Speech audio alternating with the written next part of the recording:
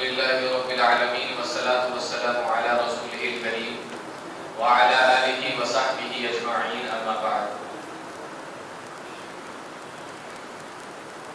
أعوذ بالله من الشيطان الرجيم. بسم الله الرحمن الرحيم. ولو أننا نزلنا إليهم الملائكة وكلمهم الموتى وحشرنا عليهم كل شيء قبلا ما كانوا ليؤمنوا إلا أن يشاء الله ولكن أكثرهم يجهلون. قرآن کریم کے آیت کے بارے سے آج آپ کے سامنے منتخب آیات کی تفسیر انشاءاللہ پیش کی جائے گی. بارے کی شروعات میں اللہ رب العالمین نے یہ بتایا کہ اگر آسمان سے فرشتے بھی آ جائیں اور مردے قبروں میں سے نکل کر بھی ان سے باتیں کرنے لگے اور جتنی چیزوں کا ان لوگوں نے آپ سے مطالبہ کیا ہے وہ ساری چیزوں کو اکٹھا کر دیا جائے، مَا كَانُوا لِيُؤْمِنُوا إِلَّا أَن يَشَاءَ اللَّهُ، پھر بھی یہ لوگ آپ پر ایمان نہیں لائیں گے. اصل میں ہوا کیا؟ 7ویں پارے کی جو آخری آیت ہے اس میں یہ بیان کیا گیا کہ مشرکین مکہ نے اللہ کے نبی صلی اللہ علیہ وسلم سے چند مطالبے کیے کہ آپ ایسا کر دیجئے، آپ ایسا کر دیجئے، اگر آپ واقعی اللہ کے نبی ہیں تو ایسا کریے، ایسا کریے. اس طریقے کے کئی مطالبے کیے. سونے کا پہاڑ بنا دیجئے، آسمانوں پہ چڑھ جائیے، وہاں سے فرشتوں کے ساتھ اتر کے آئیے، کتاب ہاتھ میں ہو، اور یہ جو مکہ ہے جہاں پہ سب ریت ہی ریت ہے، یہاں باغ ہی باغ ہو جائے، پانی ہی پانی ہو، نہر ہی. اس طریقے کے مطالبے کیے. اللہ رب العالمین نے فرمایا کہ ان کے جو مطالبات ہیں نا، ان کے سارے مطالبوں کو اگر ہم پورا کر دیں تب بھی ان میں سے اکثر ایمان نہیں لائیں گے. اب انہوں نے کیا کیا کہ جو مشرکین تھے، نہ ماننے والے لوگ تھے، ان کے دلوں کے اندر یہ بات بٹھانے کے لیے کہ دیکھو ہم نے تو ان سے کہا ہے کہ اگر تم واقعی اللہ کے نبی ہو تو ہماری ان شرطوں کو پورا کر دو، ہم تمہارے اوپر ایمان لے آئیں گے. تو آپ اللہ کے نبی ہیں تو کریے نا ہماری شرطوں کو پورا. کیوں نہیں کرتے آپ؟ یہ بتانے کے لیے کہ آپ ہماری شرطیں کیوں نہیں پوری کرتے اگر آپ اللہ کے نبی ہیں. تو ایک فائدہ تو یہ ہوگا کہ جو ان کے اور باقی کے مشرکین ہیں ان کے دل شرک پر جمے رہیں گے کہ بات تو صحیح ہے، اگر آپ واقعی اللہ کے نبی ہیں تو مطالبہ پورا کیجیے.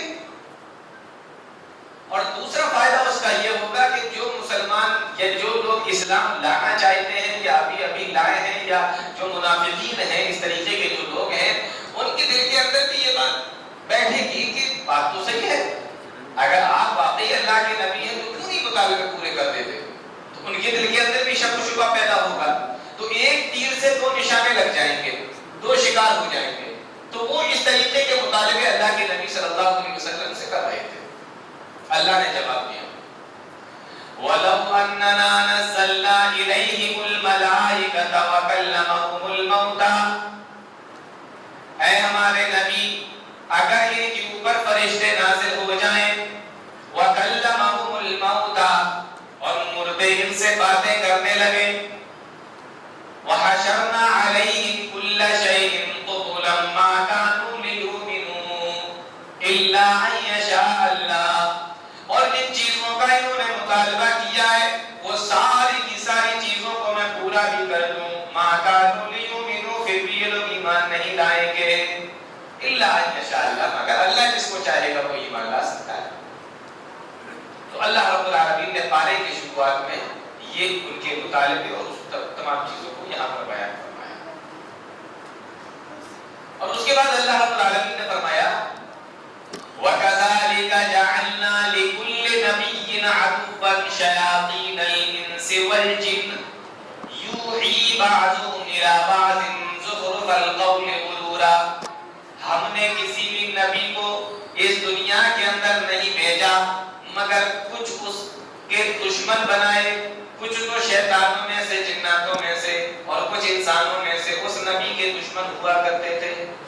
جتنے بھی نبی آئے اس کے دشمن ہیں، جناتوں میں سے کچھ لوگ اور انسانوں میں سے بھی کچھ. وَكَذَلِكَ جَعَلْنَا لِكُلِّ نَبِيٍّ عَدُوًّا، ہر نبی کے دشمن ہوا کرتے ہیں. شیاطین الانس والجن، انسانوں میں سے بھی جناتوں میں سے بھی ہر نبی کے دشمن ہوا کرتے ہیں. اب ان دشمنوں کا کام کیا ہوتا ہے؟ یوحی بعضهم الی بعض زخرف القول غرورا، آپس میں ایک دوسرے کو بڑی چکنی چپڑی باتیں بتایا کرتے ہیں. ایسی باتیں بتاتے ہیں جو سننے میں تو اچھی ہوتی ہیں لیکن انجام کے اعتبار سے بڑی خراب ہوتی ہیں. وہ ایسی باتیں ایک دوسرے سے کہتے ہیں جیسے آج کے دور میں ایک ایسی بات کہی جاتی ہے کہ چھوٹا پریوار سکھی پریوار. اب سننے میں تو اچھا لگ رہا ہے کہ ابھی کم لوگ ہوں گے تو زیادہ اچھی زندگی گزرے گی، لیکن پریوار چھوٹا اور بڑے ہونے سے پریوار میں خوشیاں نہیں آتی. اور اسلام کا جو ایک نظریہ ہے جو اولاد کے تعلق سے کہ آپ اپنی اولاد کو مفلسی کے ڈر سے قتل نہ کرو، اور اس طریقے سے جو اسلام کا ایک نظریہ ہے اس نظریے کے خلاف ہے یہ چیز. سکھی پریوار، چھوٹا پریوار، سکھی پریوار، یہ ہے چکنی چپڑی باتیں جو سننے میں تو صحیح لگتی ہیں لیکن انجام کے اعتبار سے بڑی خراب ہوتی ہیں. اب دیکھیے یہ بالکل اسلام کے خلاف ہے، اسلام کی سوچ اور اس کی نظریے کے خلاف ہے، اس کی تعلیم کے خلاف ہے. اسی طریقے سے مان لیجیے ایک جانور ہے، اگر وہ خود سے مر جائے، مان لیجیے بکرا ہے، اگر وہ خود سے مر جائے یعنی اس کے موت کا وقت آ جائے اور مر جائے تو وہ حلال ہے یا حرام؟ کیا ہوگی ہمارے لیے؟ حرام ہوگا نا. اور اگر آپ نے اس کو ذبح کر دیا پھر تو وہ حلال ہو جائے گا. اب اس پر بھی ایک بات بنا دی کہ اللہ اگر مار دے تو حرام ہو اور اگر انسان خود اگر مار دے تو حلال ہو. یہ کیسے ہو سکتا ہے؟ یہ تو الٹا لگ رہا ہے سنتے میں کہ اللہ مارے تو حرام اور انسان مارے تو حلال. اب یہ ہیں چکنی چوپڑی باتیں. سننے میں کچھ الٹا نہیں لگ رہا ہے کہ اللہ کا مارا ہوا حلال ہونا چاہیے، یہاں اس کا مارا ہوا حرام ہے اور انسانوں کا ذبح کیا ہوا، انسانوں کا مارا ہوا حلال ہے. اس کو کہتے ہیں چکنی چپڑی بات جو سننے میں اچھی لگتی ہیں لیکن عقائد کے خلاف ہوتی ہیں، نظریات کے خلاف ہوتی ہیں، اسلام کے خلاف ہوتی ہیں، دین کے خلاف ہوتی ہیں. ایک مرتبہ بہار کی بات ہے، مجھے ایک واقعہ یاد آ رہا ہے کہ بہار کے ایک بہت بڑے عالم ہوا کرتے تھے، شیخ عبدالعزیز رحیم آبادی کر کے رحمت اللہ علیہ. بہت پہلے ان کا انتقال ہو چکا ہے. بہار کی سرزمین کے رہنے والے تھے. رحیم آباد بہار ہی کے اندر پڑتا ہے. بہت بڑے جماعت اہل حدیث کے عالم تھے اور ان کے بارے میں بہار کے لوگ بتاتے ہیں کہ بہار میں جتنے بھی اہل حدیث ہیں، جتنے بھی بہار کے اندر اہل حدیث ہیں، یہ سب ان کی محنتوں کا نتیجہ ہے. یہ آزادی سے پہلے کی بات میں آپ کو بتا رہا ہوں. یہ سب ان کی محنتوں کا نتیجہ ہے. آج بہار کے اندر جو پوری کی پوری بیلٹ اور کئی کئی کلومیٹر لگاتار آپ چلتے چلے جاؤ، آپ کو اہل حدیثوں کی بستی ختم نہیں ہوں گی. 40-45 کلومیٹر لگاتار آپ چلتے چلے جاؤ، یہ کون سی بستی؟ فلاں بستی. کون لیتے ہیں؟ اہل حدیث. آگے گئے پھر یہ جو پوری بیلٹ ہے یہ سب ان کی محنتوں کا نتیجہ ہے. عبدالعزیز رحیم آبادی رحمت اللہ علیہ. ایک مرتبہ بہار کے اندر جلسہ ہو رہا تھا، تقریر چل رہی تھی. صدارت انہی کی تھی، عبدالعزیز رحیم آبادی کی رحمت اللہ علیہ. ان کی صدارت تھی. ایک عالم صاحب تقریر کر رہے تھے حلال و حرام کے تعلق سے. زبردست تقریر چل رہی تھی. تقریر ختم ہوئی تو ایک آریہ سماج کا آدمی، پہلے یہی سب بڑے اعتراض کیا کرتے تھے یہ لوگ، آریہ سماج کا ایک آدمی کھڑا ہوا، کہنے لگا ایک سوال پوچھنا چاہتا ہوں اگر آپ کی اجازت ہو تو. کہا پوچھئے. کہا کہ آپ نے بڑی اچھی تقریر کی ابھی حلال و حرام کے تعلق سے، مجھے ایک سوال کا جواب بتائیے. کہا کیا؟ کہنے لگا یہ بتائیے کہ یہ جو بکرا آپ بول رہے ہو کہ بسم اللہ پڑھ کے ذبح کر دو حلال ہے، آپ مجھے یہ بتائیے کہ یہ جو بکرا ہے یہ بسم اللہ پڑھنے سے پہلے حلال تھا یا بسم اللہ پڑھنے کے بعد حلال ہوا؟ اگر بسم اللہ پڑھنے سے پہلے حلال تھا تو بسم اللہ پڑھنے کی کیا ضرورت؟ اور اگر بسم اللہ پڑھنے کے بعد بکرا حلال ہو گیا تو کتا کیوں حلال نہیں ہوتا؟ بلی کیوں نہیں حلال ہوتی؟ سمجھ میں آ رہا ہے؟ اعتراض سمجھ میں آ رہا ہے؟ تو اس نے یہ سوال کیا کہ اگر پہلے سے حلال تھا تو بسم اللہ کی کوئی ضرورت ہی نہیں ہے، اور بسم اللہ کر کے پھر وہ حلال ہو رہا ہے، تو صرف بکرا ہی کیوں ہوتا، کتا کیوں نہیں ہوتا، بلی کیوں نہیں حلال ہوتی بسم اللہ کر کے، اس کو ذبح کیوں نہیں کرتے؟ تو اسی پورے پروگرام کے اندر مناظر اسلام کون؟ ثناء اللہ امرتسری رحمۃ اللہ علیہ. لوگ ان کے بارے میں لکھتے ہیں کہ اللہ نے ان کو مناظروں ہی کے لیے پیدا کیا تھا. اتنے زبردست آدمی تھے. عیسائیوں سے، آریہ سماج سے، قادیانیوں سے زندگی بھر ان کے مناظرے چلتے رہے. ان کی کتابیں پڑھ کر دیکھیے آپ. کسی نے کتاب لکھی تو اس کے خلاف کتاب آئی، کسی نے بولا تو اس کے خلاف. مناظروں کے اوپر ہی انہوں نے پوری زندگی اپنی گزار دی. ثناء اللہ امرتسری رحمۃ اللہ علیہ. تو انہوں نے صدر صاحب سے، عبدالعزیز رحیم آبادی رحمۃ اللہ علیہ سے کہا کہ اگر آپ کی اجازت ہو تو میں جواب دوں. تو وہ کہنے لگے کہ ٹھیک ہے آپ جواب دیجئے. ثناء اللہ امرتسری رحمۃ اللہ علیہ کھڑے ہوئے، اس آریہ سماج کے آدمی کو مخاطب کرتے ہوئے کہا کہ یہ بتائیے آپ کی شادی ہو گئی ہے؟ وہ کہنے لگا جی میری شادی ہو گئی.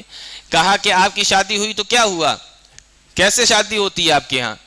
ہمارے یہاں شادی ہوتی ہے تو ایک مولوی صاحب آتے ہیں، وہ نکاح پڑھتے ہیں، نکاح پڑھا دیتے ہیں، اس میں ایک خطبہ پڑھتے ہیں، اور اس طریقے سے وہ جب خطبہ ہو جاتا ہے تب میاں بیوی ہو جاتے ہیں، ورنہ شادی نہیں ہو سکتی، نکاح نہیں ہو سکتا جب تک وہ نہ ہو جائے. تو آپ کے یہاں کیا ہوتا ہے؟ تو کہنے لگا منتر پڑھتے ہیں. ہمارے یہاں منتر پڑھے جاتے ہیں، آپ کے یہاں خطبہ ہوتا ہے. کہنے لگا اب ایک بات بتاؤ، آپ کی بیوی منتر پڑھنے سے پہلے حلال تھی یا منتر پڑھنے کے بعد حلال ہوئی؟ اگر منتر پڑھنے سے پہلے حلال تھی تو منتر پڑھنے کی کیا ضرورت، اور اگر منتر پڑھنے کے بعد حلال ہوئی تو بیوی ہی کیوں حلال ہوتی ہے؟ ماں کیوں نہیں حلال ہو جاتی؟ بیٹی کیوں نہیں حلال ہو جاتی؟ بہن کیوں نہیں حلال ہو جاتی؟ کا جو تیرا جواب ہے وہی میرا جواب ہے. تو یہ جو میں بتا رہا ہوں کہ چکنی چپڑی باتیں یہ ہوتی ہیں، بس ورغلانا، بہکانا، مطلب کچھ نہیں ہوتا اس کا، سیدھے اسلام کے خلاف ہوتی ہیں وہ. تو ان کا کام یہی ہوتا ہے، جو نبی کے دشمن ہوتے ہیں انسانوں میں سے، جناتوں میں سے، ان کا کام کیا ہوتا ہے؟ یہی چکنی چپڑی باتیں کانوں میں ادھر سے ادھر کہتے پھرنا اور لوگوں کو اسلام کے خلاف بھڑکانا. اسی میں سے ایک بات یہ بھی ہے کہ 4 راستے ہیں، جس راستے پر بھی جاؤ گے حق پر پہنچ جاؤ گے، جنت چلے جاؤ گے. 4 راستے ہیں، 4 ہیں کہ چاروں راستے ہیں، چاروں حق ہیں. میں آپ سے پوچھ رہا ہوں 4 راستے ہیں، چاروں حق ہیں؟ ابھی آپ نے نماز پڑھی ہے نا، قیام اللیل، تراویح بھی پڑھی ہے، وتر بھی پڑھا ہے. ہر رکعت کے اندر آپ نے یہ تو ضرور پڑھا ہوگا اہدنا الصراط المستقیم، اے اللہ مجھے سیدھے راستے پر چلا. پتہ چلا کہ سیدھا راستہ ایک ہی ہے. آپ ہر نماز کی ہر رکعت کے اندر اللہ سے کہہ رہے ہیں کہ اے اللہ مجھے سیدھے راستے پر چلا. آپ کا دل خود کہہ رہا ہے، آپ کی زبان خود کہہ رہی ہے کہ سیدھا راستہ ایک ہے، صراط المستقیم، ایک ہی راستہ ہے سیدھا. تو پھر آپ یہ کیسے کہہ رہے ہیں کہ 4 راستے سیدھے ہیں، چاروں حق ہیں، چاروں برحق ہیں، سب پہ چل کے جنت میں چلے جاؤ گے؟ آپ نماز میں تو ایک راستے کی اللہ سے دعا مانگ، 4 کی مانگتے ہیں. کتنے کی دعا مانگتے ہیں اللہ سے؟ ایک ہی مانگتے ہیں نا. تو پھر نماز ختم ہونے کے بعد 4 کیسے ہو جاتے؟ تو یہ ہیں چکنی چپڑی باتیں، اس سے اسلام نے منع کیا. وَكَذَلِكَ جَعَلْنَا لِكُلِّ نَبِيٍّ عَدُوًّا شَيَاطِينَ الْإِنسِ وَالْجِنِّ يُوحِي بَعْضُهُمْ إِلَى بَعْضٍ زُخْرُفَ الْقَوْلِ غُرُورًا. اس کے بعد دیکھیے اللہ رب العالمین نے قرآن کریم کی 3 صفت بیان فرمائی ہے. فرمایا وَتَمَّتْ كَلِمَةُ رَبِّكَ صِدْقًا وَعَدْلًا لَا مُبَدِّلَ لِكَلِمَاتِهِ. قرآن کریم کی صفت، قرآن کریم کی خوبی اللہ بیان فرما رہا ہے. وَتَمَّتْ كَلِمَةُ رَبِّكَ صِدْقًا، کہ قرآن کے اندر جتنی بھی چیزیں ہیں ساری کی ساری سچ ہیں، جتنی بھی باتیں بتائی جا رہی ہیں سب کی سب سچی ہیں. آج تک جب سے قرآن نازل ہوا، قرآن کے اوپر سے سرچ ہو رہی ہے، کتنے لوگ قرآن کے اندر خامی نکالنے پہ لگے ہوئے ہیں، غلطی نکالنے پہ لگے ہوئے ہیں. قرآن کریم کے اندر بہت سی آیتیں تو ایسی ہیں جس سے سائنس کا پتہ چلتا ہے، جس پہ سائنس بھی کھوج کر رہی ہے. ان آیتوں کے اندر بھی دیکھ رہے ہیں شاید کوئی کمی نکل آئے، کوئی کمی ہمیں مل جائے، لیکن ایک بات کے اندر بھی کوئی غلطی، کوئی کمی نہیں مل رہی ہے. قرآن کے خلاف لوگ لگے ہیں کہ نہیں لگے؟ اور قرآن نے جتنی بھی باتیں بتا دیں اس پر پھر ریسرچ ہو رہی ہے کہ شاید یہ جھوٹی ہو جائے، شاید یہ جھوٹی ہو جائے، لیکن کسی بات کو آج تک کوئی جھوٹا ثابت نہیں کر سکا. تو یہ قرآن کی خوبی ہے، وَتَمَّتْ كَلِمَةُ رَبِّكَ صِدْقًا، جو کچھ ہے سب کچھ سچ ہے. اور دوسری صفت قرآن کی یہ ہے کہ وَعَدْلًا، قرآن کی جتنے بھی اصول ہیں نا سب کے سب عدل و انصاف پر ہیں. قرآن کریم کے اندر جتنی بھی چیزیں بیان کی گئی ہیں وہ تمام کی تمام مبنی بر عدل ہے، عدل و انصاف سے کام لیا گیا ہے. اگر قرآن میں کسی چیز کی سزا بھی بیان کی گئی ہے تو وہ بھی عدل و انصاف کے ساتھ. ہو سکتا ہے کسی کو یہ لگے کہ چوری کرنے پر ہاتھ کاٹ دیا جاتا ہے، یہ تو ظلم ہے، لیکن ایسا نہیں. قرآن کریم کے اندر جتنی بھی سزائیں بیان کی گئی ہیں وہ سب کے سب عدل و انصاف کے ساتھ میں بیان کی گئیں. جتنی بھی چیزیں بیان کی گئی ہیں وہ سب کے سب عدل و انصاف کے ساتھ میں بیان کی گئیں.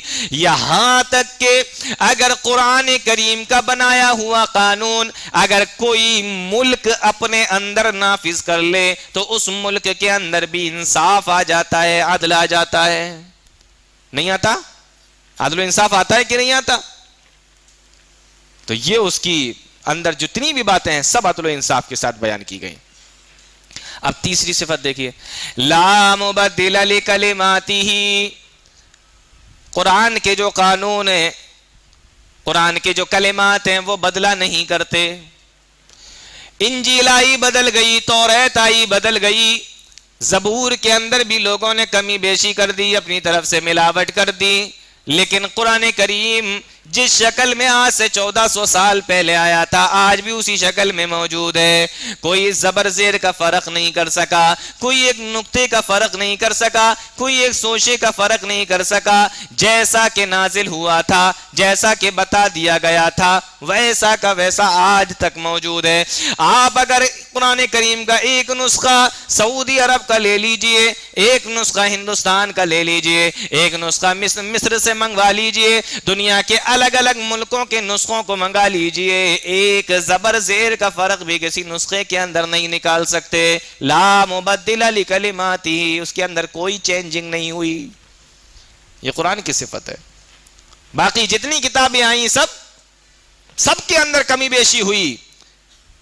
کسی بھی کتاب کو اٹھا کر دیکھیے، اولڈ ٹیسٹامنٹ لیجئے، نیو لے لیجئے، بائبل لے لیجئے، الگ الگ دو چرچوں کی بائبل کو اگر آپ اکٹھا کر لیں گے تو دونوں کے اندر فرق نظر آ جائے گا.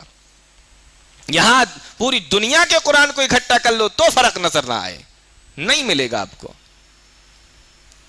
اور اس کے بعد جو بات بتائی جا رہی ہے نا اس کو بہت غور سے سنو. کیا بتایا جا رہا ہے؟ آج جو بات کی جاتی ہے نا اکثریت کی بات کی جاتی ہے کہ اکثریت دیکھ لو کس کی ہے. کبھی آپ تبلیغ کرنے لگو، بتانے لگو تو اس میں یہ مدعا بھی بڑا، یہ پوائنٹ بھی بڑا اٹھایا جاتا ہے کہ اکثریت دیکھ لیجئے آپ کس کی ہے، زیادہ تر کون لوگ ہیں. تو کسی قوم کا زیادہ ہونا حق پر ہونے کی دلیل ہے؟ کیا قرآن نے کچھ ایسا بیان کیا ہے کہ جس کی جماعت جتنی بڑی ہوگی وہ حق پر ہوگی؟ قرآن کریم فیصلہ کرتا ہے. یہی 8واں پارہ ہے، اللہ رب العالمین کا کلام ہے. اللہ بیان کرتا ہے وَإِن تُطِعْ أَكْثَرَ مَنْ فِي الْأَرْضِ يُضِلُّوكَ عَنْ سَبِيلِ اللَّهِ، اے میرے نبی اگر آپ ان میں سے اکثریت کے پیچھے چلنے لگیں گے تو یہ آپ کو گمراہ کر دیں گے، یہ آپ کو اللہ کے راستے سے بہکا دیں گے اگر آپ ان میں سے اکثریت کے پیچھے چلنے لگیں گے. وَإِن تُطِعْ أَكْثَرَ مَنْ فِي الْأَرْضِ يُضِلُّوكَ عَنْ سَبِيلِ اللَّهِ، کیا پتہ چلا؟ اکثریت کس کی ہے؟ گمراہوں کی ہے. تو یہ تانا تو بالکل بھی نہیں دینا چاہیے کہ اکثریت دیکھو کس کی ہے، جماعت دیکھو کس کی بڑی ہے. بڑی جماعت ہونا یہ حق پر ہونے کی دلیل نہیں ہے. اگر زیادہ تعداد میں ہونا حق بات ہونے کی دلیل ہوتی تو مکہ کے اندر تو تنے تنہا ہمارے نبی جناب محمد الرسول اللہ صلی اللہ علیہ وسلم کھڑے ہوئے تھے، اور پھر آپ کا ساتھ دینے والے بھی آئے تب بھی مکہ کے اندر وہ کم تھے، نہ ماننے والے زیادہ تھے. ابراہیم علیہ السلام پورے ملک عراق کے اندر اکیلے تنے تنہا تھے. بادشاہ کے سامنے مناظرہ بھی ہو رہا ہے، بادشاہ کو تبلیغ بھی ہو رہی ہے، اکیلے اس کو سمجھا رہے ہیں. حق پر ہونے کی دلیل زیادہ ہونا نہیں ہے، یہ بات یاد رکھ لیجئے. اللہ رب العالمین قرآن کریم کے اندر دوسری جگہ ارشاد فرماتا ہے وَقَلِيلٌ مِّنْ عِبَادِيَ الشَّكُورُ، اگر تم میرے شکر گزار بندوں کو ڈھونڈو گے تو وہ تمہیں بڑے کم ملیں گے، میرے شکر کرنے والے بندے کم ہیں۔ معلوم یہ ہوا کہ جو چیز اصلی ہوتی ہے، جو چیز حق پر ہوتی ہے، اس کی تعداد بہت کم ہوتی ہے، تھوڑی سی ہوتی ہے۔ آپ بازار میں نکل جائیے دیسی گھی ڈھونڈنے کے لیے، دیسی گھی ڈھونڈنے نکل جائیے، اصلی گھی، دیسی گھی، 20 دکانوں پہ ڈھونڈیں گے تب جا کے آپ کو ملے گا۔ اور ڈالڈا آرام سے مل جائے گا۔ آپ دیسی انڈا ڈھونڈنے نکل جائیے، کتنی دکانیں چھان ماریں گے آپ کو دیسی انڈا نہیں ملے گا۔ اور وہ جو وہ آتا ہے وہ فارم والا وائٹ کلر والا وہ تو ہر دکان پہ آپ کو ملے گا۔ آپ کو اگر کوئی اچھی کمپنی کا موبائل چاہیے تو 10 دکانیں بدلنا پڑیں گی تب جا کے کہیں ایک اچھی کمپنی کا موبائل خرید سکتے ہیں آپ۔ اور اگر آپ کو لوکل چالو کمپنی کے موبائل چاہیے تب آپ کسی بھی چیز کے اندر دیکھ لیجئے، جو اصلی ہوتی ہے وہ کم ہوتی ہے۔ تو اکثریت کسی چیز کی ہونا، اس کو یاد کر لیجئے، کسی چیز کی زیادتی، کسی چیز کی اکثریت ہونا یہ حق پر ہونے کی دلیل نہیں ہے۔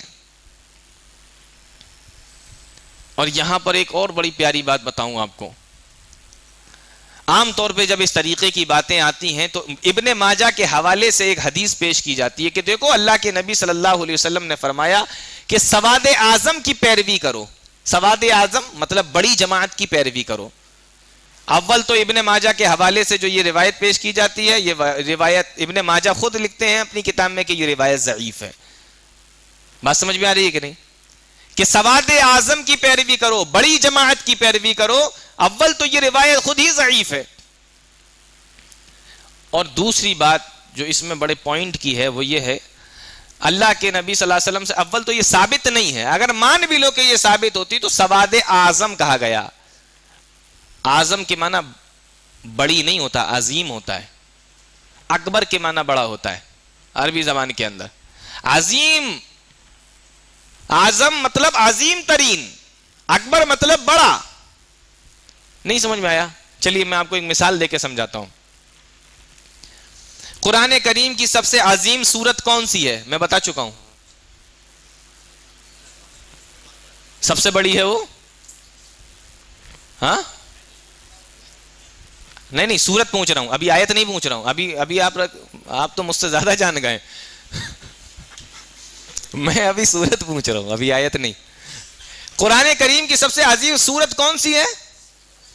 سب سے عظیم بتایا نا پیارے نبی نے، تو کیا سب سے بڑی ہے وہ؟ چھوٹی سی ہے نا۔ تو عظیم کا مطلب بہت بڑی نہیں ہوتا۔ جو سواد اعظم کا حوالہ دیا جاتا ہے کہ دیکھو حدیث میں ہے کہ سواد اعظم کی پیروی کرو، تو اعظم کا مطلب کوانٹیٹی میں بڑا نہیں جی، اعظم کا مطلب ہوتا ہے کوالٹی میں بڑا۔ کیونکہ قرآن کریم کی سورہ فاتحہ کو بھی پیارے نبی نے عظیم سورت بتایا، لیکن وہ تو چھوٹی سی ہے۔ اور اگر آپ کے کہنے کے مطابق عظیم کا مطلب بڑا ہوتا تو سورہ فاتحہ کو سب سے بڑا ہونا چاہیے تھا۔ اب میں آپ سے پوچھوں کہ قرآن کریم کی سب سے عظیم آیت کون سی ہے؟ تو آیت الکرسی آپ بتائیں گے۔ تو کیا قرآن کریم کی وہ سب سے بڑی آیت ہے؟ اس سے بڑی بڑی آیتیں قرآن کریم کے اندر موجود ہیں، حجم کے اعتبار سے، لمبائی چوڑائی کے اعتبار سے، الفاظ کے اعتبار سے اس سے بڑی بڑی آیتیں قرآن کریم کے اندر موجود ہیں، لیکن قرآن کریم کے اندر آیت الکرسی کو عظیم کہا گیا۔ معلوم یہ ہوا کہ لمبائی چوڑائی سے بڑے ہونے کو بڑا عظیم ہونا نہیں کہتے۔ سمجھ میں آئی مثال؟ تو یہ جو کہا جاتا ہے کہ سواد اعظم کی پیروی کرو، اول تو روایت صحیح نہیں ہے، اور مان بھی لو کہ روایت صحیح ہے تو اعظم کا مطلب تعداد میں بڑا ہونا نہیں ہوتا، کیونکہ سورہ فاتحہ کو عظیم بتایا گیا جبکہ وہ چھوٹی ہے، آیت الکرسی کو عظیم آیت بتایا گیا وہ بھی چھوٹی ہے۔ تو عظیم ترین حضرت عبداللہ ابن مسعود رضی اللہ تعالیٰ عنہ فرمایا کرتے تھے کہ جو حق پر ہے وہی عظیم ہے، جو حق پر ہے۔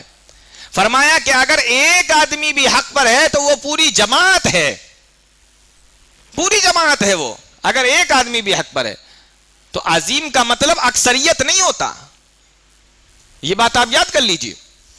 عظیم کا مطلب اکثریت نہیں ہوتا کہ تعداد میں زیادہ ہو.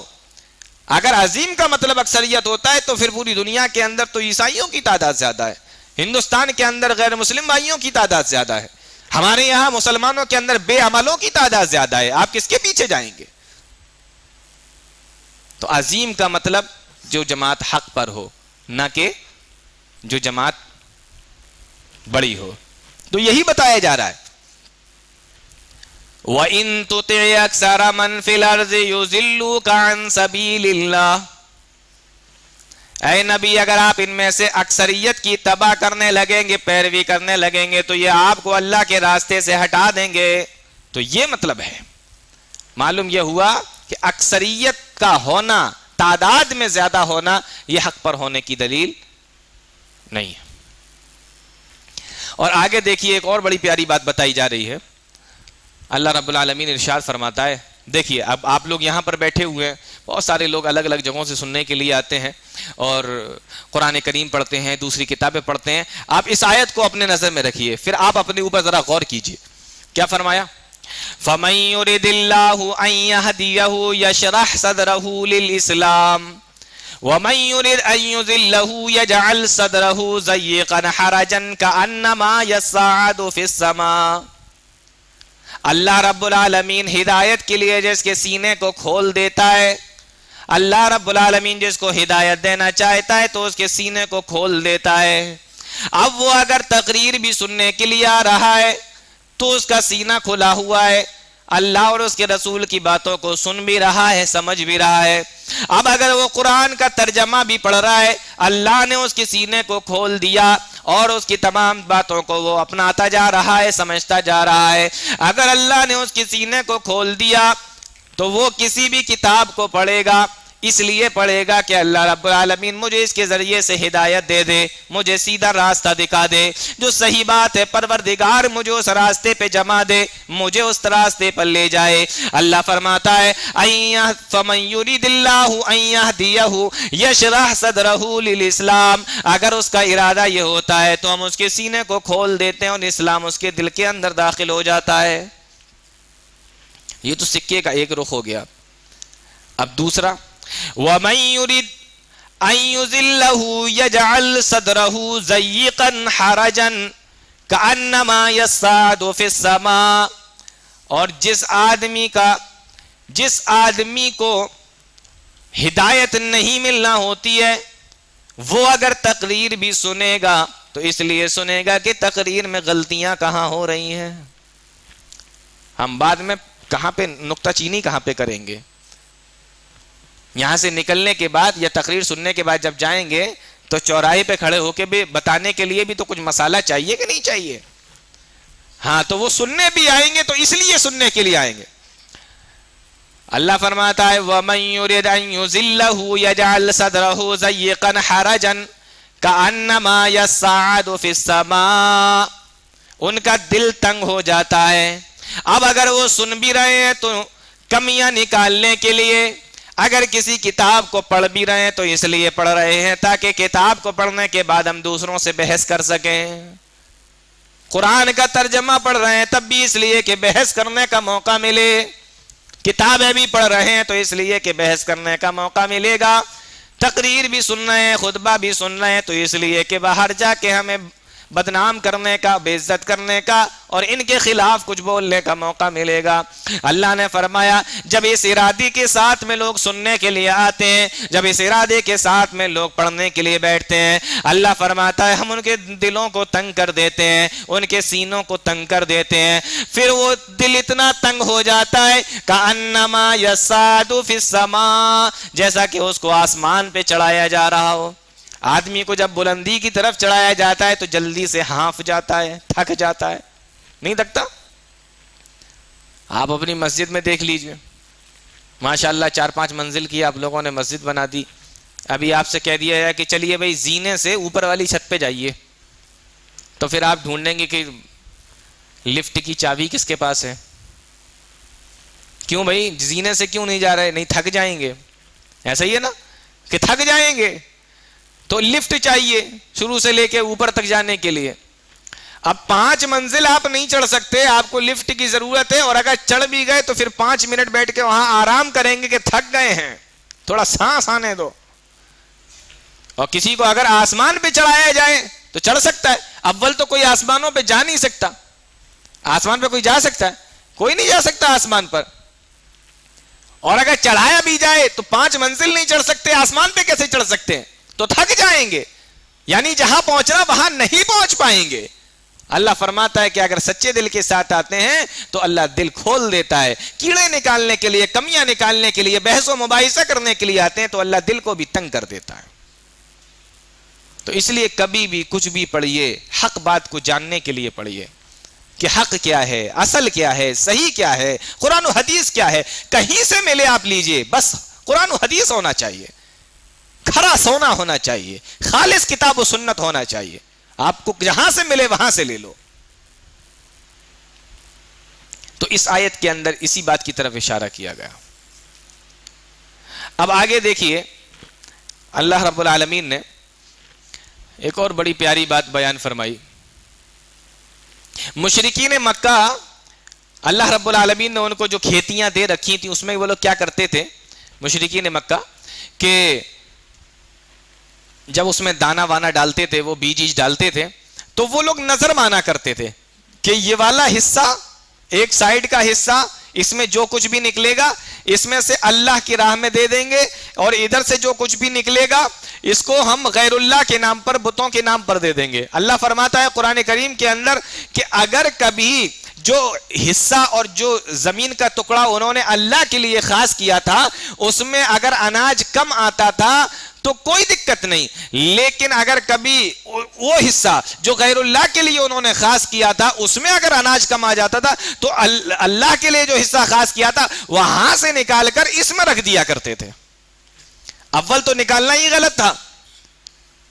نظر و نیاز صرف اللہ رب العالمین کے لیے ہے, غیر اللہ کے لیے نہیں, یہ تو شرک ہو جائے گا. اول تو نکالنا ہی غلط تھا. اور اس پر بھی کریلا, وہ بھی نیم چڑھا, نہیں سمجھے آپ؟ یعنی ایک تو کریلا ویسے ہی کڑوا ہوتا ہے, اور وہ اگر کسی نیم کے پاس میں اگا ہو, کسی نیم کے پیڑ کے پاس میں وہ کریلا نکلا ہو تو وہ اور زیادہ کڑوا ہو جاتا ہے. یعنی آپ پہلے سے ہی ایک غلط کام کر رہے ہیں, پھر اس پہ اوپر سے ایک اور غلط کام. تو اللہ رب العالمین نے فرمایا کہ یہ تو بڑا غلط کام ہے. اس کے بعد اللہ رب العالمین نے پھر ایک حکم نازل فرمایا کہ پہلے تو اس سے منع کیا کہ یہ تمام کاموں سے آپ رک جائیے, ساء ما یحکمون, یہ بہت ہی بری چیز ہے. اس کے بعد پھر اللہ رب العالمین نے یہ بتایا کہ اگر کسی آدمی کے پاس میں کھیتی ہو اور اس میں غلہ آ رہا ہو تو اللہ رب العالمین فرماتا ہے کلوا من ثمرہ اذا اثمر وآتوا حقہ یوم حصادہ, کہ تم بھی اس میں سے کھاؤ اور اس میں سے اللہ کے راستے میں بھی نکالو. آپ کو معلوم ہے نا اناج اور غلے کے اندر بھی تو زکوٰۃ ہے, اس میں بھی تو نکلتی ہے. اور جس طریقے سے سونا, چاندی, پیسہ, اونٹ, بکری, یہ تمام چیزوں کے اندر سال میں ایک بار نکلتی ہے, کھیتوں کا معاملہ ایسا نہیں ہے. کھیتوں کا معاملہ یہ ہے کہ جب فصل پک جائے, جب پیداوار ہو جائے, جب آپ کاٹنے کے لیے جائیں, بس اس کے اوپر عشر جو ہے یا نصف عشر جو ہے وہ آپ کو نکالنا پڑے گا. اب اگر سال میں آپ 3 فصلیں کر رہے ہیں, مان لیجئے کہ آپ غلہ گیہوں بھی نکالتے ہیں اور اسی طریقے سے کچھ اور بھی کرتے ہیں, تو جب بھی آپ اس کو کاٹنے کے لیے جائیں گے آپ کو اس میں سے نکالنا پڑے گا. اب کتنا نکالنا پڑے گا وہ اللہ کے نبی صلی اللہ علیہ وسلم نے بتایا کہ اگر تم نے اس میں کچھ بھی نہیں لگایا, تمہیں پانی بھی نہیں لگانا پڑا, کھاد بھی نہیں لگانا پڑی, کچھ محنت تمہیں اس میں نہیں کی ہے, تو وہ جتنی پیداوار ہے اس کے 10 حصے کرو, 9 اپنے پاس میں رکھ لو, 1 اللہ کے راستے میں دے دو. یہ کھیتوں کے اندر جب بھی کاٹو, سال میں ایک بار نہیں. آپ اگر سال میں 3 فصلیں کرتے ہیں تو 3 بار ایسا کرنا پڑے گا, 2 فصلیں کرتے ہیں تو 2 بار ایسا کرنا پڑے گا. ہاں اگر آپ نے اس میں اپنا پیسہ لگایا, ہل چلایا, کھیت میں پانی بھی لگایا, کھاد بھی لگائی اور دوسری چیزوں میں آپ نے اس میں پیسہ لگایا, تو پھر جتنی بھی پیداوار ہوگی تو اس پیداوار کے 20 حصے کر لو, 19 اپنے پاس رکھ لو, 1 اللہ کے راستے میں دے دو. یہ اللہ رب العالمین کی مہربانی ہے کہ اگر تم نے پیسہ لگایا تو اب 20 کرو, نہیں لگایا تو 10 کر لو. لیکن اب یہاں پر ایک سوال اور پیدا ہوتا ہے کہ مان لیجئے کہ کسی آدمی کے کھیت میں 1 کوئنٹل 100 کلو غلہ پیدا ہوا تو وہ زکوٰۃ نکالے گا اس میں؟ نہیں. پیارے نبی نے فرمایا کہ 100 کلو 200 کلو 300 4 5 6 7 7.5 750 کلو یعنی 7.5 کنٹل اگر کسی کے کھیت میں غلہ ہو رہا ہے تب اس کے اوپر زکوٰۃ فرض ہوگی. بات سمجھ میں آ رہی؟ اگر اس سے کم ہے تو زکوٰۃ اس پہ نہیں ہے. آپ اس میں سے جو اللہ کے راستے میں دینا چاہیں تو دے دیں, لیکن اس پر آپ کا مواخذہ نہیں ہوگا. 7.5 یعنی 750 کلو سے اوپر جب آپ نکلتے ہیں یا 750 کلو پر جب آپ پہنچتے ہیں تو پھر اس میں سے آپ کو 10 حصے یا 20 حصے کرنا پڑیں گے, اور اس میں سے یا تو 9 رکھ لیجئے, 1 دے دیجئے, یا 19 رکھ لیجئے اور 1 اللہ کے راستے میں دے دیجئے. یہ ہے زمین کی پیداوار کے اندر سے اللہ کے راستے میں زکوٰۃ نکالنے کا معاملہ. اب اس کے بعد دیکھیے ایک اور بڑی پیاری بات. مشرکین مکہ سے جب اللہ کے نبی صلی اللہ علیہ وسلم فرمایا کرتے تھے کہ تم لوگ ایمان لے آؤ, تو وہ کیا جواب دیتے تھے؟ دیکھیے جواب کتنا ان کا زبردست تھا. سَيَقُولُ الَّذِينَ أَشْرَكُوا لَوْ شَاءَ اللَّهُ مَا أَشْرَكْنَا وَلَا آبَاؤُنَا وَلَا حَرَّمْنَا مِنْ شَيْءٍ. جن لوگوں نے شرک کیا وہ یہ جواب دیتے ہیں لَوْ شَاءَ اللَّهُ مَا أَشْرَكْنَا, اے نبی آپ تو یہ کہتے ہیں کہ جو بھی کام ہوتا ہے وہ اللہ کی مرضی سے ہوتا ہے, اللہ کی مرضی کے بغیر تو پتہ بھی نہیں ہلتا. اگر آپ کا کہنا یہی ہے تو میری بات سنو. لَوْ شَاءَ اللَّهُ مَا أَشْرَكْنَا وَلَا آبَاؤُنَا وَلَا حَرَّمْنَا مِنْ شَيْءٍ. اگر اللہ کی مرضی کے بغیر کوئی کچھ کام نہیں ہوتا تو اگر اللہ چاہتا تو ہم شرک نہیں کرتے, اگر اللہ چاہتا تو میرے باپ دادا بھی شرک نہیں کرتے, اگر اللہ چاہتا تو ہم بھی حرام چیزوں کو حلال نہیں کرتے. آپ کہہ رہے ہیں کہ سب کچھ اللہ کی مرضی سے ہوتا ہے, اس کا مطلب یہ ہے کہ اللہ نے چاہا تب ہم نے شرک کیا, ہمارے باپ دادا نے شرک کیا, ہے نا. بڑی زبردست بات لے کے آئے تھے وہ. سَيَقُولُ الَّذِينَ أَشْرَكُوا لَوْ شَاءَ اللَّهُ مَا أَشْرَكْنَا وَلَا آبَاؤُنَا وَلَا حَرَّمْنَا مِنْ شَيْءٍ. اللہ رب العالمین نے اس کا جواب دیا. اور یہ جو اعتراض ہے نا, جتنا سننے میں زبردست لگ رہا ہے نا اتنا ہی زیادہ بودا, ایک دم بیکار ہے. اگر یہی سب لوگ کہنے لگے کہ اگر اللہ چاہتا تو ہم شرک نہیں کرتے, پھر تو چور چوری کرنے کے بعد کہے گا کہ اگر اللہ چاہتا تو ہم چوری نہیں کرتے, ظالم ظلم کرنے کے بعد کہے گا اللہ چاہتا تو ہم ظلم نہیں کرتے, جھوٹ بولنے کے بعد کہے گا کہ اللہ چاہتا تو ہم جھوٹ نہیں بولتے, آپ کے کوئی تھپڑ مار دے گا اور اس کے بعد کہے گا کہ اللہ اگر چاہتا تو ہم آپ کے تھپڑ نہیں مارتے, پھر تو معاملہ ہی پورا بگڑ جائے گا. تو یہ اعتراض جتنا بڑا لگ رہا ہے اتنا ہی زیادہ بیکار ہے. اللہ رب العالمین نے جب انسانوں کو بنایا تو ان کو طاقت دی, کس چیز کی؟ ارادے کی, سوچنے کی طاقت دی, آزاد کر دیا. آپ کی مرضی ہے, آپ کر سکتے ہیں. تو اللہ نے جب چھوٹ دے دی ہے, پھر آپ اس کو اگر صحیح استعمال کریں گی تو ثواب ملے گا, اور اگر غلط کریں گے تو اس پہ پکڑ ہوگی. آپ اللہ کے اوپر بلیم نہیں کر سکتے کہ اللہ اگر چاہتا تو ہم ایسا کرتے, اللہ اگر چاہتا تو ہم ایسا نہیں کرتے. بات سمجھ میں آ رہی؟ اور ایک بات اور دیکھو, یہ جو اللہ کا قرآن ہے نا, یہ اتنی زبردست کتاب ہے کہ بنی اسرائیل کے سب سے بڑے نبی حضرت موسیٰ علیہ السلام, اور بنی اسرائیل کے اندر جو سب سے بڑی کتاب تھی وہ توریت تھی. توریت کے اندر اللہ رب العالمین نے جتنی بھی چیزیں بیان کی تھیں, آپ کو سن کے تعجب ہوگا کہ قرآن کریم کی 3 آیتوں کے اندر پوری توریت کو اللہ نے بیان کر دیا ہے. یہ قرآن اتنی زبردست کتاب ہے, 3 آیتوں کے اندر اللہ نے پوری توریت کو بیان کر دیا ہے. اللہ کے نبی صلی اللہ علیہ وسلم ارشاد فرماتے ہیں کہ پوری توریت کے اندر 10 چیزوں کو بیان کیا گیا تھا. اللہ نے قرآن کی 3 آیتوں کے اندر 10 چیزوں کو اسی ترتیب کے ساتھ بیان کر کے یہ بتا دیا کہ قرآن کتنی بڑی کتاب ہے. وہ 10 چیزیں کون سی تھی میں آپ کو جلدی سے بتاتا ہوں. قُلْ تَعَالَوْا أَتْلُ مَا حَرَّمَ رَبُّكُمْ عَلَيْكُمْ أَلَّا تُشْرِكُوا بِهِ شَيْئًا, اللہ کے ساتھ میں کسی کو شریک نہیں کرو گے, پہلی چیز. وَبِالْوَالِدَيْنِ إِحْسَانًا, اور والدین کے ساتھ میں والدین کے ساتھ میں حسن سلوک کرو گے. دو چیزیں ہو گئی. قل تعالوا اتل ما حرم ربكم عليكم الا تشركوا به شيئا وبالوالدين احسانا ولا تقتلوا اولادكم من املاق. اور اپنے بچوں کو مفلسی کی وجہ سے نہیں مارو گے کہ کھائیں گے کیا, پیئیں گے کیا, کھلائیں گے کہاں سے, ان تمام چیزوں کی وجہ سے اپنے بچوں کو نہیں مارو گے. ولا تقتلوا النفس التي حرم الله الا بالحق, اور کسی کو قتل نہیں کرو گے. ولا تقربوا مال اليتيم الا بالتي هي احسن, کسی یتیم کا مال نہیں کھاؤ گے. آج دیکھیے یتیموں کا, بیواؤں کا, مسکینوں کا جو مل جاتا ہے انسان کھا جاتا ہے. سرکار کی طرف سے ایک اسکیم چلائی جاتی ہے بدوا پینشن کے نام سے. جو عورتیں بیوہ ہو جاتی ہیں نا ان کو سرکار پینشن دیتی ہے, بدوا پینشن. اس کا فارم بھرنے کے لیے وہ بیوہ عورتیں جب جاتی ہیں سرکاری محکمے کے اندر, آفسوں کے اندر, تو وہ جو بیٹھے رہتے ہیں نا, وہ کلرک اور بابو جو بیٹھے رہتے ہیں, وہ فارم بھرنے کا بھی پیسہ کھا جاتے ہیں. یتیموں کا, بیواؤں کا, بدواؤں کا, کسی کا نہیں چھوڑ رہے. اور پھر اللہ نے فرمایا وَأَوْفُوا الْكَيْلَ وَالْمِيزَانَ بِالْقِسْطِ, ناپ تول کے اندر کمی نہ کرو. وَأَوْفُوا الْكَيْلَ وَالْمِيزَانَ بِالْقِسْطِ.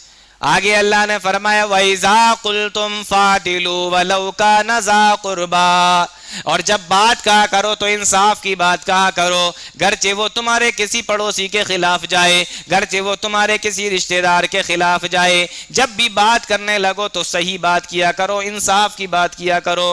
وَأَوْفُوا اللَّهَ, اور اللہ سے جو آپ نے عہد و پیمان لیا اس کو پورا کا پورا کرو.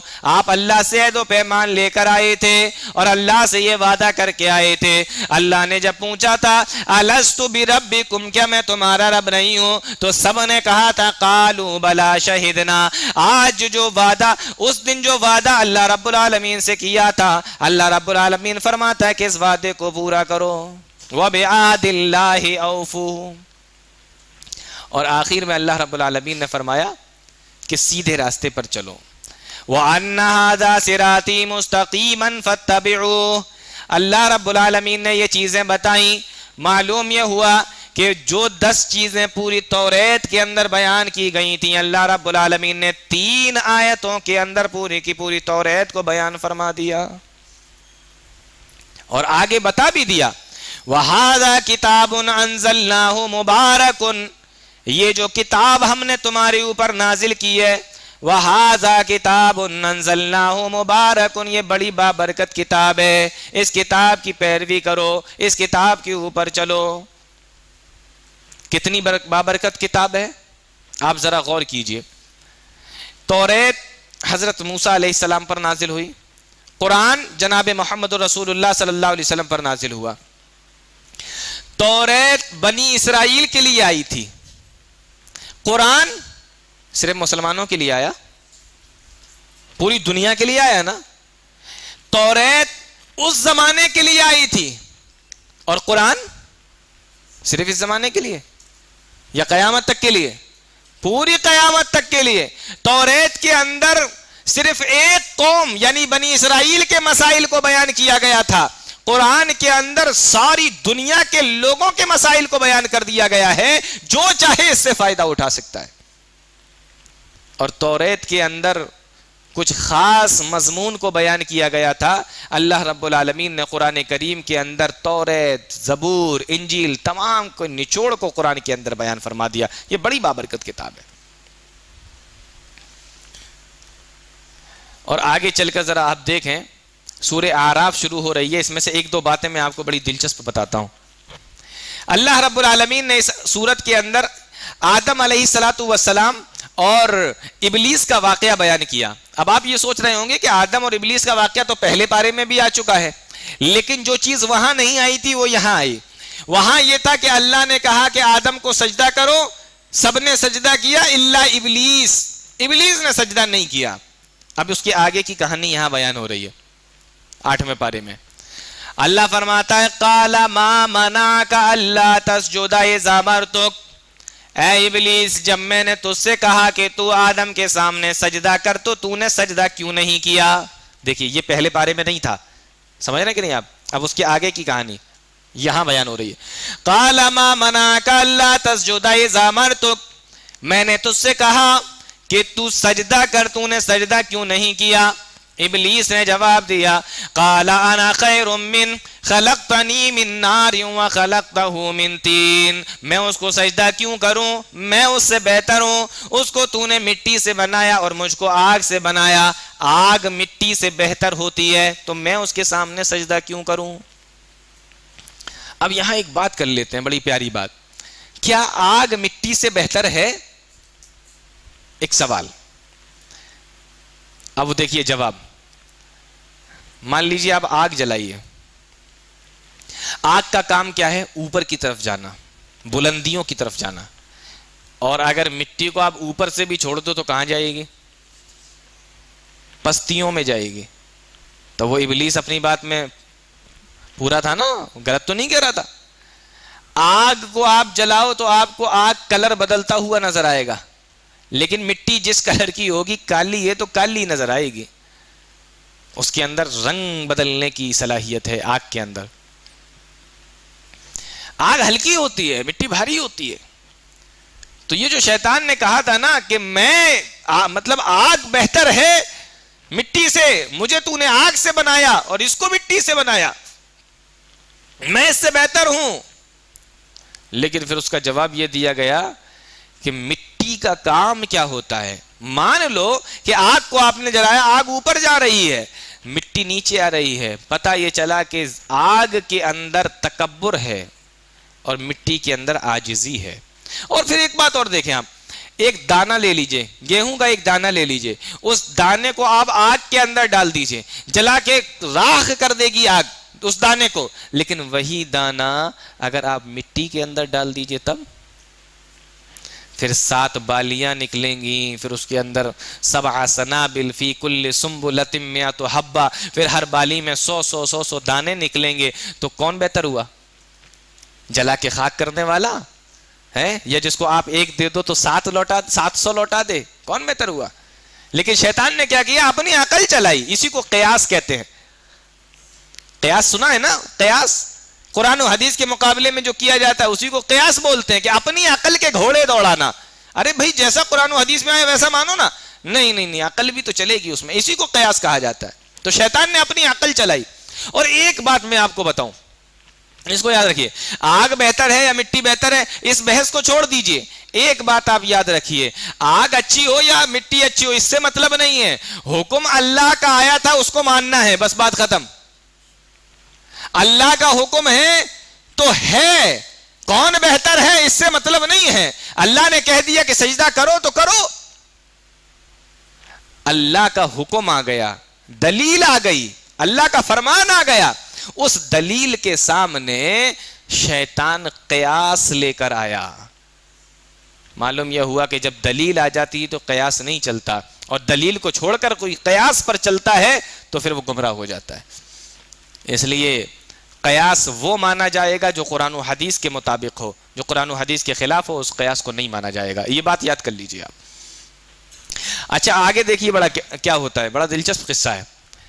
اللہ نے ابلیس سے کہا قال فخرج منها مذءوما مدحورا, تو نے میری بات نہیں مانی, چل نکل جا یہاں سے. جب اس کو بھگایا گیا وہاں سے تو دیکھو کیا کہہ رہا ہے, انذرنی الی یوم یبعثون, اے میرے پروردگار مجھے قیامت تک کے لیے مہلت دے دے. اللہ رب العالمین نے جب اس کی یہ دعا سنی جواب دیا انک من المنذرین, جا میں تجھے قیامت تک کے لیے مہلت دیتا ہوں, تو قیامت تک دنیا میں زندہ رہے گا. ابلیس مرا نہیں, قیامت تک کے لیے مہلت مانگ کے آیا ہے وہ. انذرنی الی یوم یبعثون قال انک من المنذرین, جا تجھے قیامت تک کے لیے مہلت دی جاتی ہے. آگے ابلیس کیا کہتا ہے, قال فبما اغویتنی لاقعدن لهم صراطک المستقیم, اے میرے پروردگار تو نے مجھے گمراہ کر دیا تو اب میں تیرے سیدھے راستے پر بیٹھ کر تیرے بندوں کو گمراہ کروں گا. یہ اللہ سے اس نے وعدہ کیا. دیکھو یہاں ایک غور کرنے کی بات ہے, شاید آپ نے دھیان نہیں دیا. کیا کہا اس نے, قال فبما اغویتنی, اے اللہ تو نے مجھے گمراہ کر دیا, یعنی وہاں سے بھگا بھی دیا گیا، دھتکار بھی دیا گیا، تب بھی ماننے کے لیے تیار نہیں ہے کہ میں اپنی غلطیوں کی وجہ سے گمراہ ہوا ہوں۔ الزام کس پہ لگا رہا ہے؟ کہ تو نے گمراہ کیا مجھے۔ یہ ہے شیطان کا کام، سمجھ میں آیا؟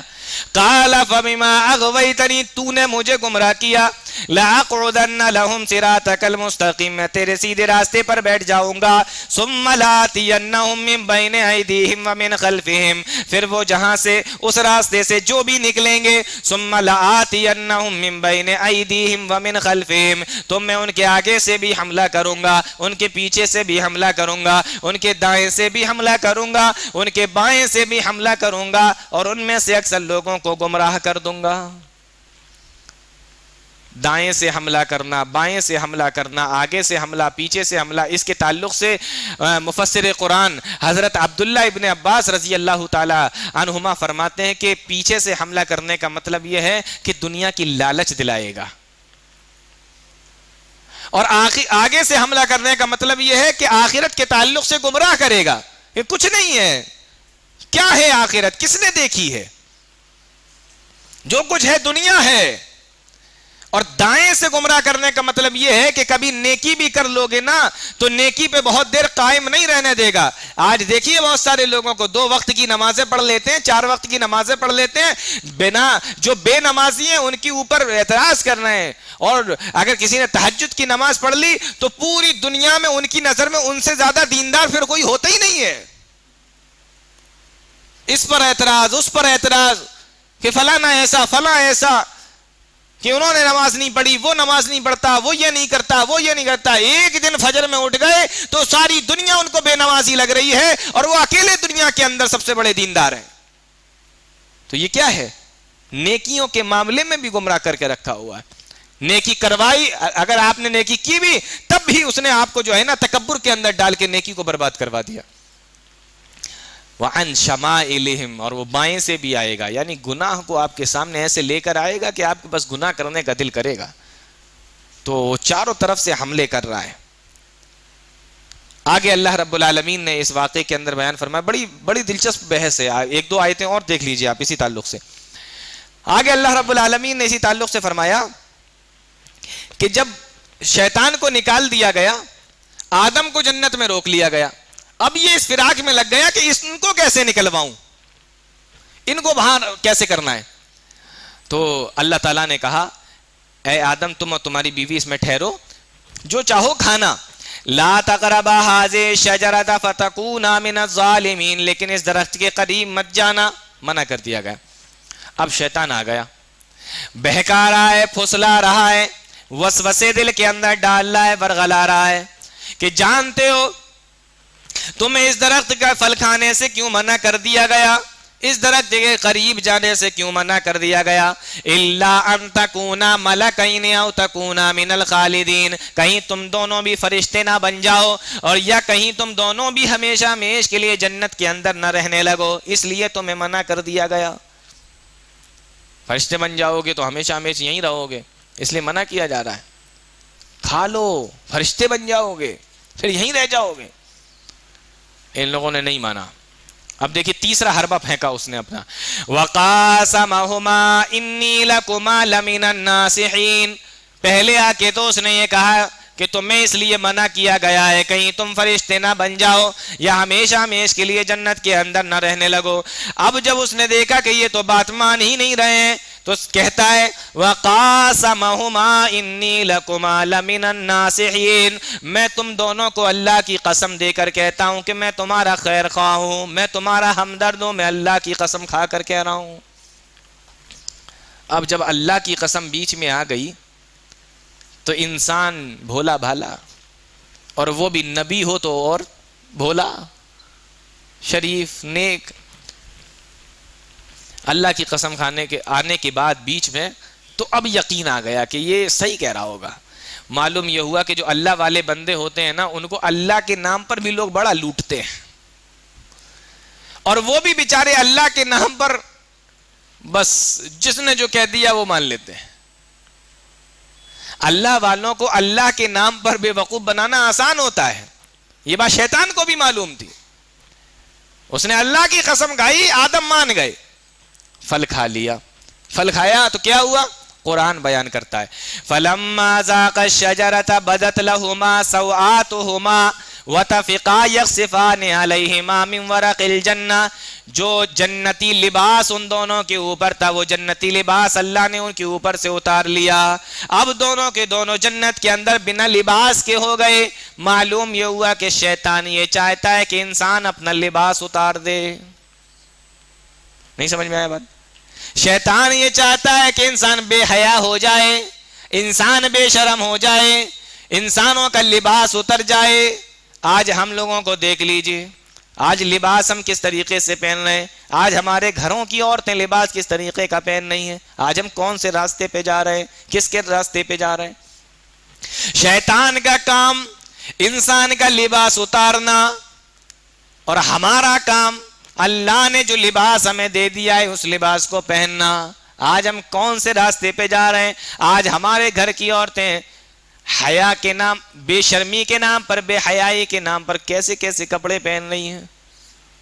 تو یہ شیطان کی چال ہے, وہ چاہتا ہے کہ انسان ننگا ہو جائے. تو بچیے اس سے, خود بھی بچیے, گھر والوں کو بھی بچائیے. اللہ رب العالمین نے کہا آدم سے میں نے تمہیں منع کیا تھا نا, تم نے پھر بھی وہی کیا, چلو اب تم بھی نیچے, اب تم بھی جاؤ دنیا کے اندر. تو اب ان دونوں کو بھی دنیا کے اندر بھیج دیا گیا. اب جب یہ دونوں دنیا کے اندر آئے آدم اور حوا, تو اب یہاں آ کے بڑے پچھتائے. اب یہاں سے ایک اور بڑی دلچسپ بات نکلتی ہے. یہاں آ کے بڑے پچھتائے, روئے, اور اللہ رب العالمین سے اپنے گناہ کی, اپنی خطا کی معافی مانگی. اب یہاں لوگوں نے پھر ایک وسیلے کا مسئلہ نکال دیا کہ آدم علیہ السلام جب خوب روئے اور اللہ سے معافی مانگی تو انہوں نے پیارے نبی صلی اللہ علیہ وسلم کے کا نام لیا اور آپ کے وسیلے سے اللہ سے دعا مانگی, تو اللہ نے دعا کو پورا کر دیا. یہ بتاتے ہیں کہ نہیں. ایک روایت بیان کی جاتی ہے مصنف عبد الرزاق کے حوالے سے.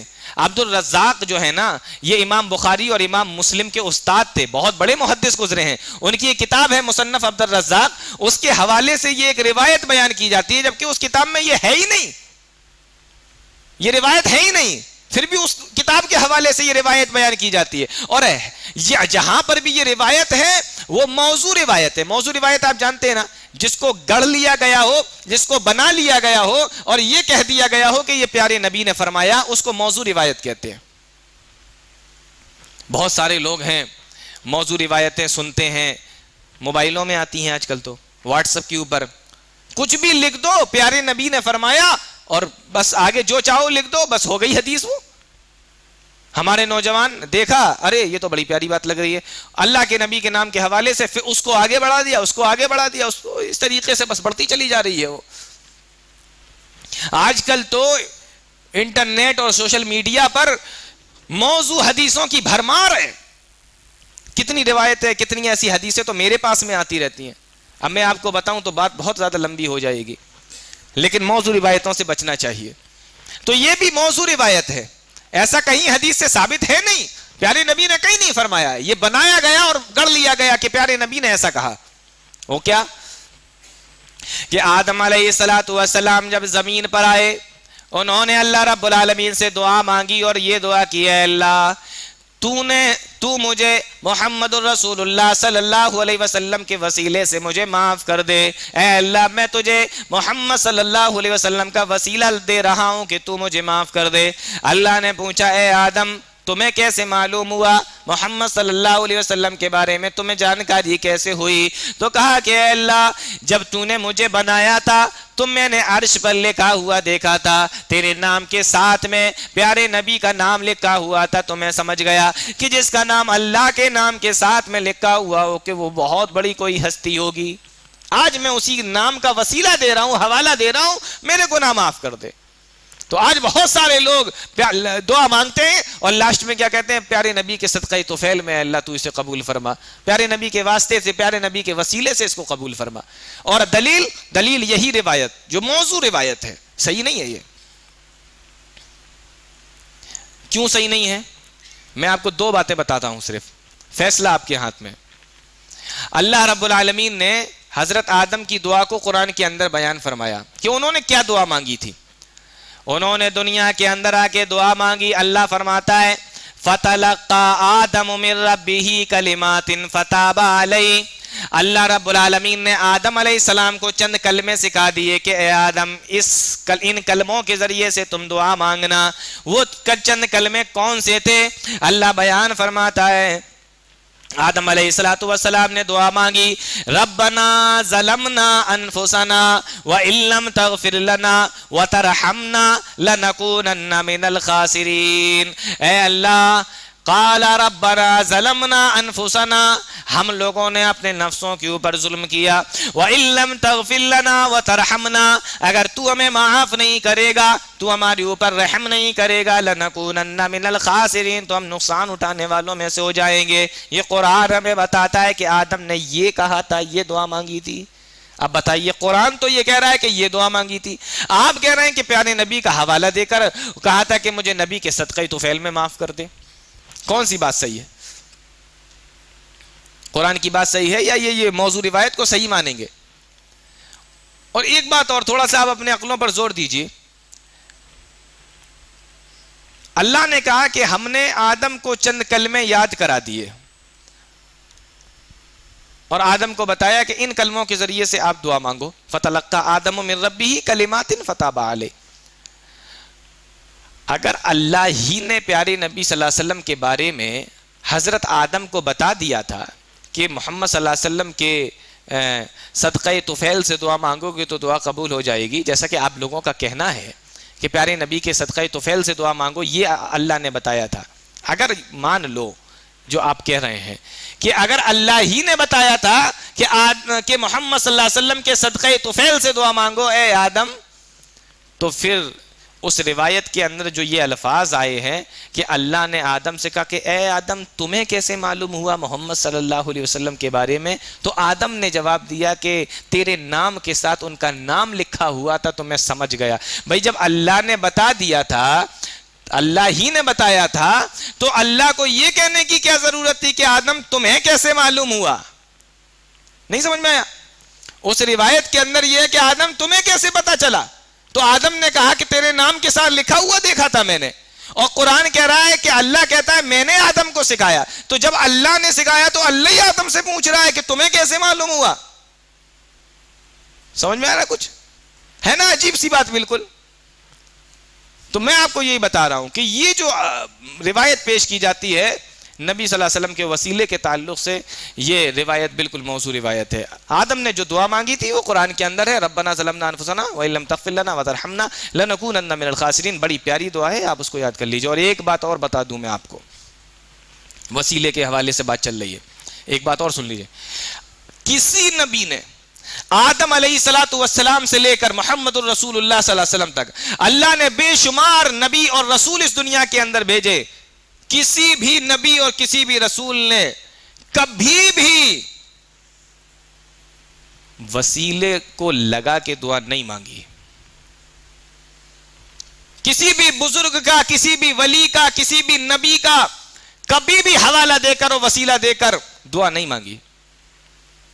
ایسا نہیں ہے کہ ابراہیم علیہ السلام بعد میں آئے تو انہوں نے کہا کہ میں نوح کا وسیلہ دے رہا ہوں اے اللہ صدقہ طفیل میں دعا کو قبول فرما لے. ایسا نہیں ہے کہ اسماعیل بعد میں آئے تو انہوں نے ابراہیم کا وسیلہ لگا دیا. ایسا کبھی نہیں ہوا کہ زکریا بعد میں آئے تو انہوں نے موسیٰ کا لگا دیا. عیسیٰ بعد میں آئے انہوں نے یحییٰ کا لگا دیا. محمد صلی اللہ علیہ وسلم سب سے آخر میں آئے تو انہوں نے کسی اور نبی کا حوالہ اور وسیلہ لگا. کبھی نہیں. کسی بھی نبی نے کسی بھی رسول کے حوالے سے وسیلہ لگا کے دعا مانگی نہیں. جب بھی مانگا ڈائریکٹ اللہ رب العالمین سے مانگا. یہ بات یاد کر لیجیے آپ. نبی کبھی وسیلہ لگا کے دعا نہیں مانگتے کسی بلی بزرگ کسی نبی کا. یونس علیہ السلام کی زندگی آپ کے سامنے، مچھلی کے پیٹ میں پہنچے، کس نبی کا وسیلہ لگایا؟ ڈائریکٹ پکارا اللہ رب العالمین کو. مفسرین نے تو بڑی عجیب بات لکھی ہے. یونس علیہ السلام مچھلی کے پیٹ سے پکار رہے ہیں لا الہ الا انت سبحانک انی کنت من الظالمین. دعا مانگی جا رہی ہے. اللہ رب العالمین فرشتوں کو حکم دیتا ہے اس دعا کو میرے پاس میں لے کر آؤ. فرشتے پریشان، اے اللہ یہ آواز آ کہاں سے رہی ہے؟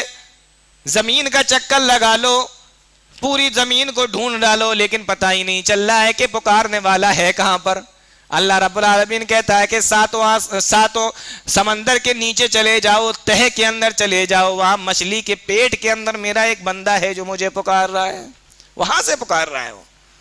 مفسرین نے لکھا ہے، یہ میں یہ نہیں کہہ رہا کہ یہ صحیح ہے، لیکن مفسرین لکھتے ہیں کہ فرشتے پریشان، اللہ کی آواز آ کہاں سے رہی؟ اللہ رب العالمین وہاں سے بھی سننا ہے اور بغیر وسیلے کے سننا ہے۔ اللہ رب العالمین نے دعا سنی کہ نہیں؟ اور آگے کیا فرمایا اسی آیت کے اندر؟ فَاسْتَجَبْنَا لَهُ وَنَجَّيْنَاهُ مِنَ الْغَمِّ، ہم نے ان کی دعا کو بھی سنا اور مصیبتوں سے بھی نکال دیا۔ اب لوگ یہ کہہ سکتے ہیں کہ وہ تو نبی تھے اس لیے ان کو بغیر وسیلے کے نکال دیا، وہ تو نبی تھے اس لیے بغیر وسیلے کے ان کی دعاؤں کو قبول کر لیا۔ اللہ رب العالمین نے قیامت تک کے لوگوں کے لیے مسئلے کو حل کر دیا۔ آگے کی آیت بتا رہی ہے، اللہ فرماتا ہے وَكَذَلِكَ نُنْجِي الْمُؤْمِنِينَ، اسی طریقے سے ہم تمام مومنوں کو نجات عطا فرماتے ہیں۔ یعنی یونس علیہ السلام کی طرح کوئی بھی مومن اگر مجھ سے بغیر وسیلے کے دعا مانگے گا وَكَذَلِكَ نُنْجِي الْمُؤْمِنِينَ، تو ہم سب کو نجات عطا فرما دیں گے۔ مسئلہ حل کر دیا اللہ رب العالمین۔ تو یہ جو وسیلے کا حوالہ دیا جاتا ہے نبیوں کے تعلق سے، یہ ایک دم غلط بات ہے۔ کبھی کسی نبی نے کسی اپنے سے آنے والے پہلے نبی کا کوئی حوالہ، کوئی وسیلہ نہیں لگایا۔ اب ایک آخری بات سن لیجئے، یہ جو سورت ہے نا، اس سورت کا نام سورہ آراف ہے۔ آراف ایک جگہ کا نام ہے جو جنت اور جہنم کے بیچ میں ہے۔ اللہ رب العالمین فرماتا ہے جنتی لوگ جنت میں چلے جائیں گے، جہنمی لوگ جہنم میں چلے جائیں گے۔ کچھ لوگ ہوں گے جن کو آراف پر روک دیا جائے گا، اس آڑ پر یا اس دیوار پر روک دیا جائے گا۔ اب جب یہ ادھر دیکھتے ہوں گے تو جنت اور ادھر دیکھیں گے تو جہنم، اب پریشان کہ ادھر جائیں گے تو اچھا ہے، ادھر چلے گئے تو مصیبت ہے۔ تو اب عجیب ان کا مکالمہ اللہ رب العالمین نے بیان فرمایا کہ یہ جو اصحاب آراف ہوں گے، جو اس دیوار پہ ٹکے ہوئے ہوں گے یا اس جگہ پر رکے ہوئے ہوں گے، اللہ رب العالمین نے فرمایا کہ جب جنتیوں کو دیکھیں گے تو قرآن بیان کرتا ہے کہ وہ سلام کریں گے، سلام علیکم لم يدخلوها وهم يطمعون۔ ابھی یہ لوگ داخل نہیں ہوئے لیکن جنتیوں کو دیکھ رہے ہیں، سلام کر رہے ہیں۔ سلام ونادوا اصحاب الجنت ان سلام علیکم، جب جنتیوں کو دیکھیں گے تو سلام کریں گے، السلام علیکم، ہے نا؟ کرتے ہیں نا ہم لوگ ایک دوسرے کو جب دور سے دیکھتے ہیں تو کیسے کرتے ہیں؟ السلام علیکم، ہے نا؟ نہیں، ہم لوگ تو ایسے ہی کرتے ہیں نا۔ کتنے لوگوں کے تو سلام میں غلطیاں ہوتی ہیں، پتہ ہی نہیں ہے السلام علیکم کہنا ہے کہ سلام علیکم کہنا ہے نا؟ عجیب غلطیاں کرتے ہیں۔ تو وہ جنتیوں کو جب دیکھیں گے تو کہیں گے السلام علیکم، اور جب ادھر جہنمیوں کو دیکھیں گے تو کہیں گے ربنا لا تجعلنا مع القوم الظالمین، اللہ مجھے ان لوگوں کے ساتھ میں نہ بنانا، مجھے ادھر نہ بھیج دینا۔ اب ہوگا کیا؟ آپ یوں سمجھ لیجئے، آسان الفاظ میں، آپ لوگوں نے ٹرینوں میں سفر کیا ہے؟ ٹرین میں جانے سے پہلے ٹکٹ نکالتے ہیں، کچھ لوگوں کو کنفرم ٹکٹ مل جاتا ہے اور کچھ لوگوں کو ویٹنگ ملتا ہے۔ تو یہ ویٹنگ ٹکٹ والے ہیں۔ یہ لوگ کون ہیں؟ یہ ویٹنگ ٹکٹ والے ہیں، ابھی کھڑے اپنی سیٹ کنفرم ہونے کا انتظار کر رہے ہیں۔ اس کے بعد کیا ہوگا؟ اللہ تعالیٰ ان کی سیٹ کنفرم کر دے گا، پھر یہ لوگ وہاں چلے جائیں گے۔ اب یہ جہنمی جب دیکھیں گے کہیں گے ارے جنتی تو پہلے سے ہی تھے، اصحاب آراف بھی اب وہیں چلے گئے۔ حسرت اور امید اور افسوس کے ساتھ میں جہنم کے اندر ہوں گے۔ اللہ رب العالمین بیان فرماتا ہے، یہ آخری بات سنا کے بعد ختم کرتا ہوں۔ اللہ رب العالمین فرماتا ہے جب یہ لوگ دیکھیں گے کہ جنت کے اندر تو یہ تو خوب مزے کر رہے ہیں، تو یہ لوگ یہاں سے اب آواز لگائیں گے، اے جنتیو، اللہ رب العالمین نے جو تمہیں دیا ہے، انفیضوا علینا من الماء او مما رزقکم اللہ، تھوڑا سا پانی ہمیں پلا دو، تھوڑا سا جو تمہیں دیا ہے کھانے پینے کا سامان اس میں سے دے دو، تھوڑا تھوڑا مجھے بھی دے دو، ہم تو تمہارے محلے کے رہنے والے تھے، ہم تو تمہارے خاندان کے رہنے والے تھے، ہم تو تمہارے خاندانی تھے، رشتہ دار تھے، ہم تو تمہارے بڑے عزیز اور بڑے دوست ہوا کرتے تھے، ہم تو تمہارے اس شہر کے رہنے والے تھے، تمہاری ہی جماعت کے تھے، تھوڑا سا ہمیں بھی دے دو۔ جب وہ لوگ یہ بات سنیں گے تو وہ جنتی آواز لگائیں گے، ان اللہ حرمہما علی الکافرین، اللہ رب العالمین نے یہ تم لوگوں کے اوپر حرام کر دیا ہے۔ کچھ نہیں ملے گا، تمہارا اوڑھنا بھی آگ، تمہارا بچھونا بھی آگ، تمہارا پینا بھی آگ، تمہارا کھانا بھی آگ، تمہیں جو کچھ بھی ملے گا جہنم کے اندر ہی ملے گا، یہاں سے کچھ نہیں پہنچے گا۔ یہ اللہ رب العالمین نے سورہ اعراف کے اندر بیان فرمایا۔ تو یہ چند باتیں میں نے آپ لوگوں کے سامنے 8ویں پارے کے تعلق سے رکھی۔ اللہ تعالی ہم تمام لوگوں کو نیک عمل کی توفیق دے، قرآن و حدیث کو سمجھنے کی، اس پر چلنے کی توفیق عطا فرمائے، آمین، تقبل یا رب العالمین، وآخر دعوانا الحمدللہ رب العالمین، والسلام علیکم ورحمۃ اللہ۔